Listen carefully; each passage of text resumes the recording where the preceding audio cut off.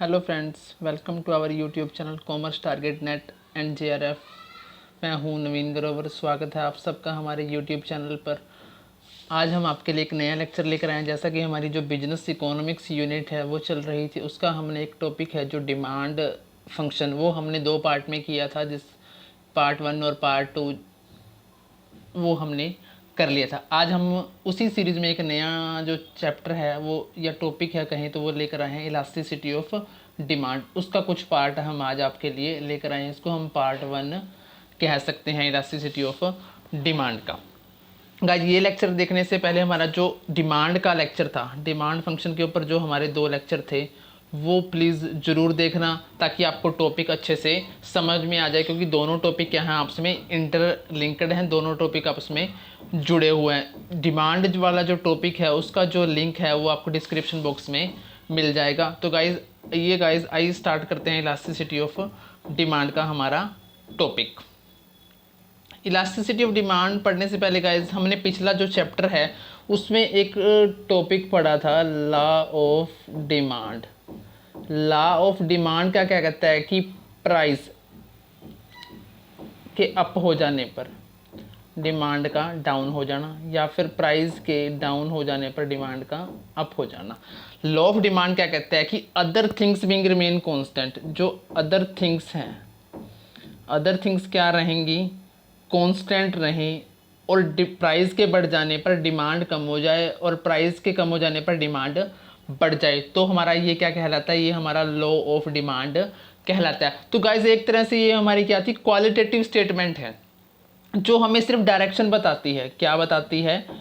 Direction बताती है कि हम किस डायरेक्शन में मूव हो रहे हैं, हम अपवर्ड मूव हो रहे हैं या फिर हम डाउनवर्ड मूव हो रहे हैं। ये कौन सी स्टेटमेंट है गाइस? क्वालिटेटिव स्टेटमेंट है। ये हमें ये बताती है कि हम किस दिशा में मूव कर रहे हैं, अपवर्ड कर रहे हैं या डाउनवर्ड कर रहे हैं, बट कितना चेंज हो रहा है या कितना अपवर्ड जा रहा है, कितना डाउनवर्ड जा रहा है, ये हमें नहीं बताता लॉ ऑफ डिमांड। इस तरह से लॉ ऑफ डिमांड क्या हमारी क्वालिटेटिव स्टेटमेंट है। इस कमी को दूर करने के लिए आज हम पढ़ते हैं हमारा जो टॉपिक है, elasticity of demand. Elasticity of demand पढ़ने से पहले जो हमारा वर्ड है गाइस, इलास्टिसिटी।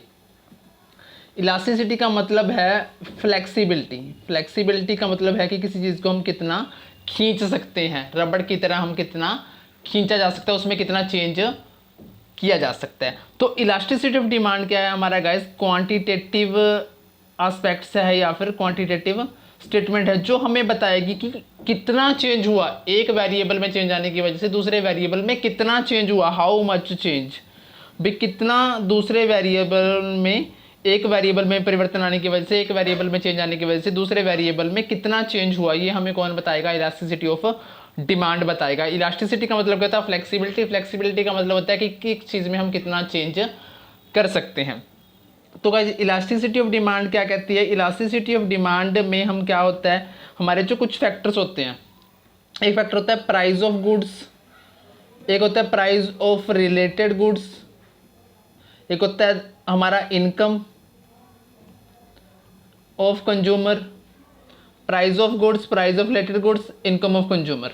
ये हमारे कुछ फैक्टर्स होते हैं। इन फैक्टर में चेंज आने की वजह से, ये हमारे जो price of goods, price of related goods और इनकम ऑफ कंज्यूमर, इन फैक्टर में चेंज आने की वजह से, इन फैक्टर में क्या आने की वजह से गाइस? चेंज आने की वजह से हमारी डिमांड, क्वांटिटी जो डिमांडेड है, हमारी जो क्वांटिटी डिमांडेड है उसमें जो चेंज आता है उसको हम क्या कहते हैं? उसको हम कहते हैं इलास्टिसिटी ऑफ डिमांड। दोबारा से बता रहा हूँ guys, price of goods, price of related goods और इनकम ऑफ कंज्यूमर, इन फैक्टर में परिवर्तन या चेंज आने की वजह से हमारी जो क्वांटिटी डिमांडेड में चेंज आता है उसको हम बोलते हैं इलास्टिसिटी ऑफ डिमांड। तो आइए पढ़ते हैं गाइस इसमें।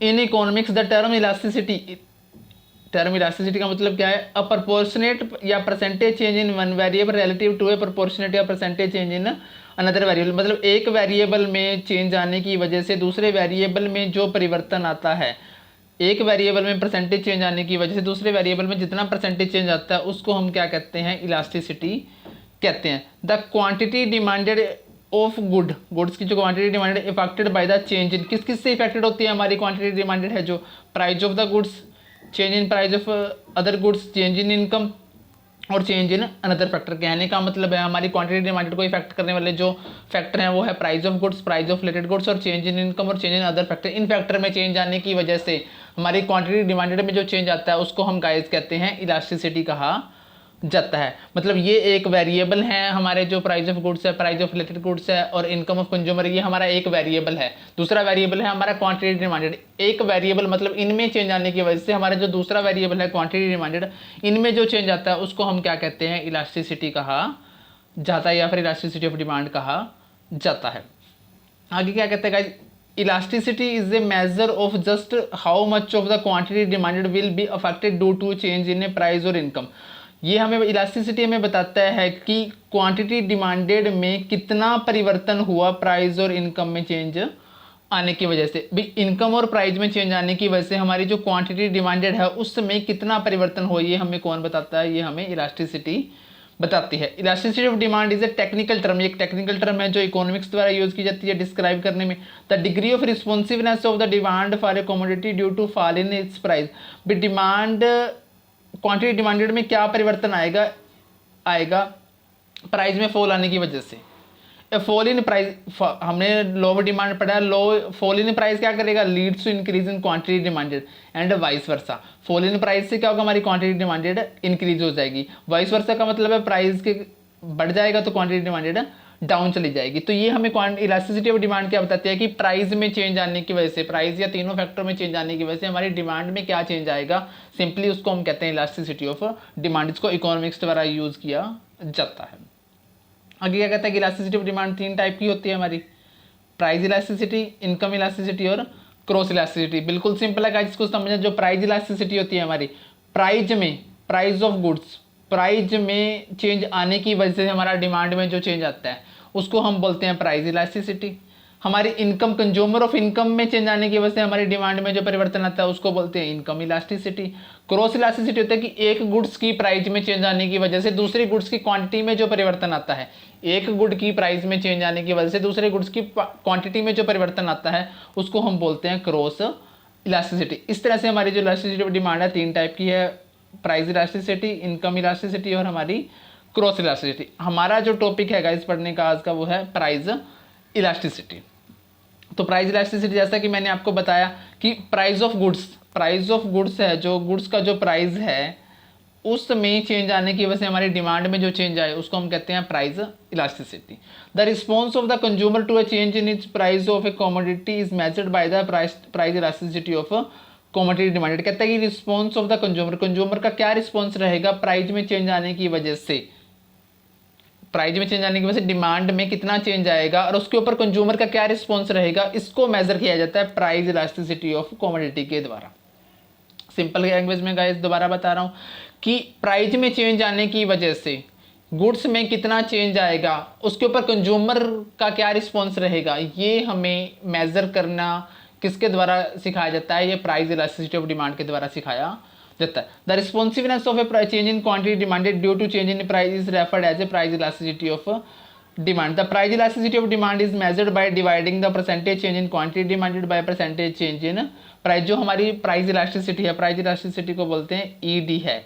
ईडी के यहाँ हमारे साइन लगता है माइनस का। उसको किसके द्वारा मेजर किया जाता है, उसको किया जाता है percentage change in quantity demanded bye में परसेंटेज चेंज इन प्राइस के द्वारा मेजर किया जाता है। जिसका इसी से फॉर्मूला बन जाता है हमारा कि प्राइस इलास्टिसिटी को किसके द्वारा मेजर किया जाता है, प्रोपोर्शनेट या परसेंटेज चेंज, प्रोपोर्शनेट को परसेंटेज भी बोलते हैं, percentage change in quantity demanded bye में प्रोपोर्शनेट या परसेंटेज चेंज इन प्राइस, ये हमारा फॉर्मूला बन जाता है। अब percentage change in quantity demanded को कैसे लिखेंगे, उसको लिखेंगे डेल्टा क्याऊ बाय में क्याऊ। ये तो हो गया हमारा percentage change in quantity demanded bye में परसेंटेज चेंज इन प्राइस, वो कैसे लिखा जाता है, डेल्टा पी बाय पी। इसको हम गाइस सोल्व कर लेते हैं, ये हमारा बन जाएगा delta Q by delta P into P बटा क्याऊ। ये हमारा फॉर्मूला बन के आएगा, जिसको मैं सिंपल लैंग्वेज में आपको दिख के दिखा रहा हूँ। ये हमारा फॉर्मूला बनेगा P by Q into delta Q by delta P. ये हमारा ई डी निकालने का फॉर्मूला बन गया है, P by Q into delta Q by delta P. अब डेल्टा क्याऊ कैसे निकलता है, डेल्टा क्याऊ गाइज निकलता है, वो निकलता है Q1 माइनस क्याऊ, मतलब new demand minus old demand, फिर new quantity minus old quantity. इसी तरह से जो हमारा डेल्टा पी है वो निकलता है P1 माइनस पी करके। जो हमारा डेल्टा पी है वो निकलता है P1 माइनस पी करके निकलता है। इस प्रकार हमारा ये फॉर्मूला बनके तैयार होता है P by Q into delta Q by delta P. ये हमारा ईडी का फॉर्मूला बनके तैयार हो जाता है। उसके बाद आते हैं guys determinants of price elasticity of demand. जो हमारी प्राइस इलास्टिसिटी ऑफ डिमांड है उसको कुछ फैक्टर इफेक्ट करते हैं, वो फैक्टर कौन कौन से हैं वो हमने डिस्कस करना। The exact value of price elasticity for a commodity is determined by wide variety of factors. जो द एग्जैक्ट वैल्यू है जो हमारी प्राइस इलास्टिसिटी की क्या है, एग्जैक्ट वैल्यू है डिटरमाइंड बाय निर्धारित की जाती है वाइड वैरायटी ऑफ फैक्टर, कई फैक्टर के द्वारा निर्धारित की जाता है। The two factor consider by the economics द्वारा दो कौन फैक्टर माने गए हैं, अवेलेबिलिटी ऑफ सब्स्टिट्यूट्स और टाइम। दो मेन फैक्टर माने गए हैं इकोनॉमिक्स के द्वारा कि अवेलेबिलिटी ऑफ सब्स्टिट्यूट और टाइम जो है क्या करते हैं हमारी प्राइस इलास्टिसिटी को निर्धारित करते हैं या फिर इफेक्ट करते हैं। The better the substitute for a product the higher the price elasticity of demand. कहता है बेटर जितना सब्स्टिट्यूट ज़्यादा अच्छा अवेलेबल होगा उतनी जो हमारी प्राइस इलास्टिसिटी है डिमांड की वो क्या होगी, हायर होगी। Longer the period of the time, जितना टाइम हमारे पास ज़्यादा होगा उतनी प्राइस इलास्टिसिटी ऑफ डिमांड क्या होगी उस प्रोडक्ट की, ज़्यादा होगी या हाई होगी। The price elasticity of necessary goods will give have lower elasticity than luxuries. जो प्राइस ऑफ नेसेसरी गुड्स है, जो नेसेसरी गुड्स की इलास्टिसिटी है वो क्या होती है गाइस, इन इलास्टिक होती है। इन इलास्टिक को हम क्या कहते हैं, लेस इलास्टिक भी बोला जाता है। और जो लग्जरी गुड्स है इनकी जो हमारी इलास्टिसिटी होती है वो हाई इलास्टिक होती है। हाई इलास्टिक को हम क्या कहते हैं, इलास्टिक भी कहा जाता है। तो इलास्टिसिटी ऑफ डिमांड है जो हमारी डिपेंड करती है फॉलोइंग फैक्टर। सबसे पहला फैक्टर है nature of the commodity, commodity का नेचर कैसा है। अगर वो नेसेसिटी गुड्स है तो उसकी डिमांड क्या होगी गाइस, हमारी जो इलास्टिसिटी है डिमांड की वो इन इलास्टिक होगी। इन इलास्टिक को हम क्या कह सकते हैं, जरूरी भी कह सकते हैं। The demand for necessity is in elastic because the demand does not change much with the change in price. क्योंकि जो नेसेसिटी गुड्स की डिमांड होती है वो इन इलास्टिक होती है, क्योंकि प्राइस उसका प्राइस में चेंज आने की वजह से डिमांड पर कोई फर्क नहीं पड़ता। But the demand for luxury is in elastic. जो लग्जरी की डिमांड होती है वो क्या होती है, वो इलास्टिक होती है, क्योंकि उसमें प्राइस में चेंज आने की वजह से उसकी डिमांड पर इफेक्ट पड़ जाता है। सेकेंड पॉइंट है गाइस हमारा extent of use. The commodity having a variety of use, जिस कमोडिटी के ज़्यादा यूजेज होते हैं उसकी जो डिमांड होती है वो क्या होती है, ज़्यादा इलास्टिक होती है। जिस कमोडिटी के ज़्यादा यूजेज होते हैं उसकी जो डिमांड होती है वो हाईली इलास्टिक होती है, और जिस कमोडिटी के कम यूजेज होते हैं उसकी जो डिमांड होती है वो क्या होती है, लेस इलास्टिक या इन इलास्टिक होती है। थर्ड है range of substitute. The commodity which has more number of जिस कमोडिटी के ज़्यादा सब्स्टिट्यूट अवेलेबल होते हैं उसकी जो डिमांड होती है वो क्या होती है, हाईली रिलेटिव होती है, रिलेटिव इलास्टिक डिमांड होती है। A commodity with fewer substitute, जिस कमोडिटी के कम सब्स्टिट्यूट होते हैं उसकी डिमांड क्या होती है, इन इलास्टिक होती है। The commodity which has more number of substitute, जिस कमोडिटी के ज़्यादा सब्स्टिट्यूट अवेलेबल होते हैं उसकी डिमांड क्या होती है गाइस, रिलेटिवली इलास्टिक डिमांड होती है। और जिस कमोडिटी के कम सब्स्टिट्यूट अवेलेबल होते हैं उसकी डिमांड क्या होती है, इन इलास्टिक होती है या फिर लेस इलास्टिक जिसको कहा जाता है। नेक्स्ट है हमारा इनकम लेवल।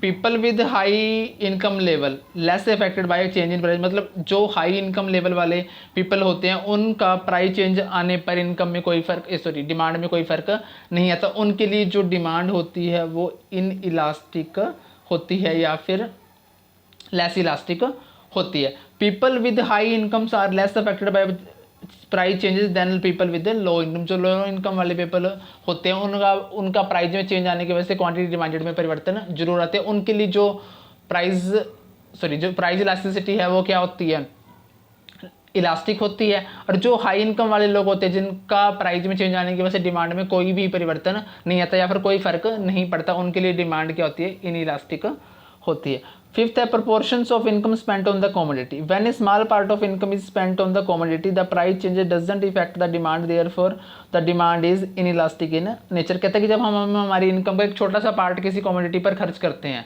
और उसका प्राइस चेंज में अगर परिवर्तन होता है और हमारी डिमांड पर कोई फर्क ना पड़े तो हम क्या कह सकते हैं, उस डिमांड की उस क्वांटिटी उस कमोडिटी की डिमांड क्या है, इनइलास्टिक है।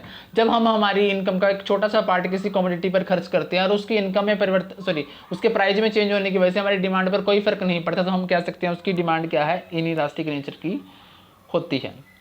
उसके बाद आता है अर्जेंसी ऑफ डिमांड या postponement of purchase. The demand for a certain commodity are highly inelastic because you can't postpone its purchase.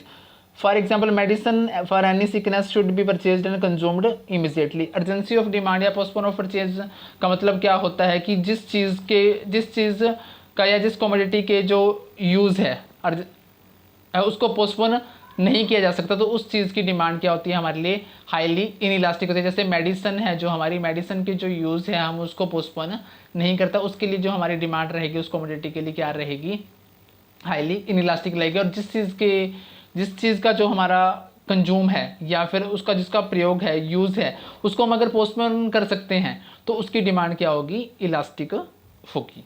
उसके बाद ड्यूरेबिलिटी ऑफ कमोडिटी।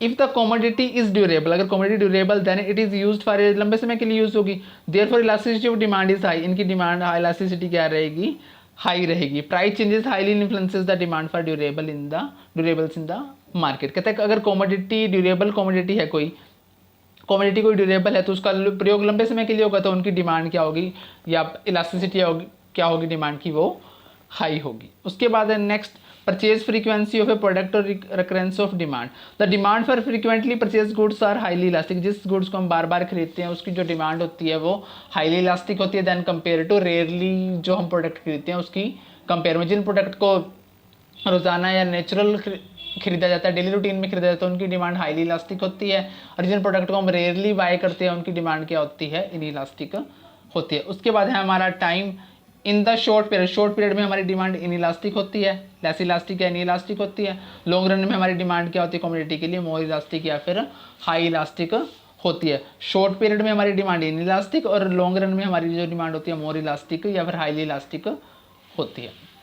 उसके बाद आते हैं गाइस हमारे degrees of price elastic of demand. Price elasticity of demand of all goods और one good at different price is not the same. कहता है कि प्राइस इलास्टिसिटी है जो डिमांड की वो सभी वस्तुओं के लिए, एक वस्तु के लिए डिफरेंट प्राइजेस पे सेम नहीं होती। इट में भी मोर, ये ज़्यादा भी हो सकती है, और इट में भी लेस, ये कम भी हो सकती है। In economics the study of the concept of the elasticity of demand is divided into 5 degrees which are as follows. कहते हैं कि इकोनॉमिक्स ने जो स्टडी है इकोनॉमिक्स में इलास्टिसिटी ऑफ डिमांड की, उसको 5 पार्ट में 5 डिग्रीज में डिवाइड कर दिया। सबसे पहली डिग्री है perfectly elastic demand. A perfectly elastic demand is one in which a little change in price will cause an infinite change in the demand। कहता है अगर एक परफेक्टली इलास्टिक डिमांड वो होती है जब प्राइस में थोड़ा सा भी चेंज आने पर वो डिमांड में क्या आ जाता है, इनफाइनाइट चेंज आ जाता है। In this case a very little rise in price, अगर प्राइस थोड़ा सा भी बढ़ता है, cause the demand to fall to, जो डिमांड को कहाँ ले जाता है, जीरो पे। A very fall in price, अगर प्राइस गिरता है तो demand extended to be infinite की तरफ चली जाती है। यहाँ जो हमारी ईडी होती है वो क्या होती है, इनफाइनाइट होते हैं। कहने का मतलब है अगर प्राइस में थोड़ा सा भी परिवर्तन आने पर हमारी डिमांड किस तरफ चली जाती है, इनफाइनाइट की तरफ चली जाए, तो वो हमारी डिमांड होती है परफेक्टली इलास्टिक डिमांड होती है। इसका जो ग्राफ है गाइस ऐसे बनता है, यहाँ पे हमारा एक्स एक्सिस, यहाँ पे हमारा वाई एक्सिस होता है, यहाँ पे हमारी क्या होती है, क्वांटिटी होती है, और यहाँ पे हमारा प्राइस होता है।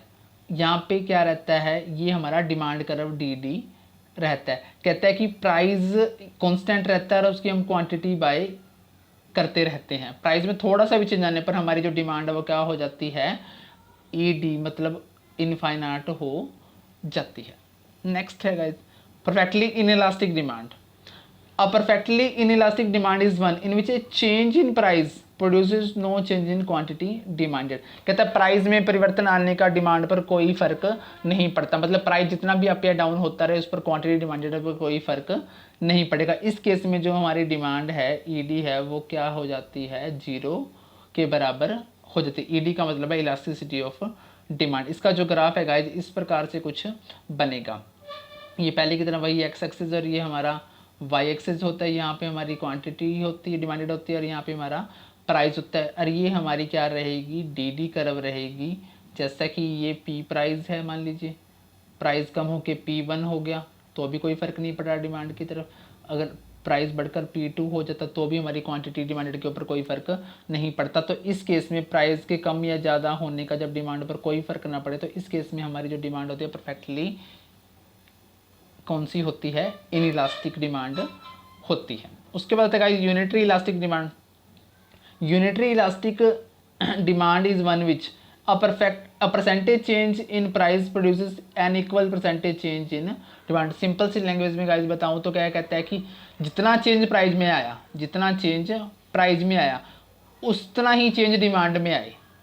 जितना परसेंटेज चेंज प्राइस में आया उतना ही परसेंटेज चेंज अगर क्वांटिटी डिमांडेड में आता है तो हम उसको कह सकते हैं यूनिटरी इलास्टिक डिमांड कहा जाता है। यहाँ पर हमारी जो ईडी होती है वो किसके बराबर होती है, 1 के इक्वल होती है। Unitary elastic of demand is one in which a percentage change in price produces N equal percentage change in demand. जितना परसेंटेज चेंज प्राइस में आता है अगर उतना ही परसेंटेज चेंज डिमांड में आए तो हम क्या कह सकते हैं, ईडी हमारी किसके इक्वल है, 1 के इक्वल है। When unitary elastic demand then this type of demand curve, इस प्रकार की डिमांड कर्व को हम क्या कहते हैं, स्पेशली याद रखने वाली बात है गाइस, पेपर में पूछा जाता है, इसको क्या कहा जाता है, रेक्टेंगुलर हाइपरबोला बोला जाता है। Areas from different rectangles drawn from different points on the curve is always equal. जो ग्राफ में जो कर्व बनते हैं, जो रेक्टेंगल्स बनती है, उन सभी पे हमारा जो एरिया होता है वो क्या होता है गाइस, इक्वल होता है। इसका जो हमारा क्या रहेगा, जैसे मान लीजिए ये हमारा वही एक्स एक्सिस है, ये हमारा वाई एक्सिस है,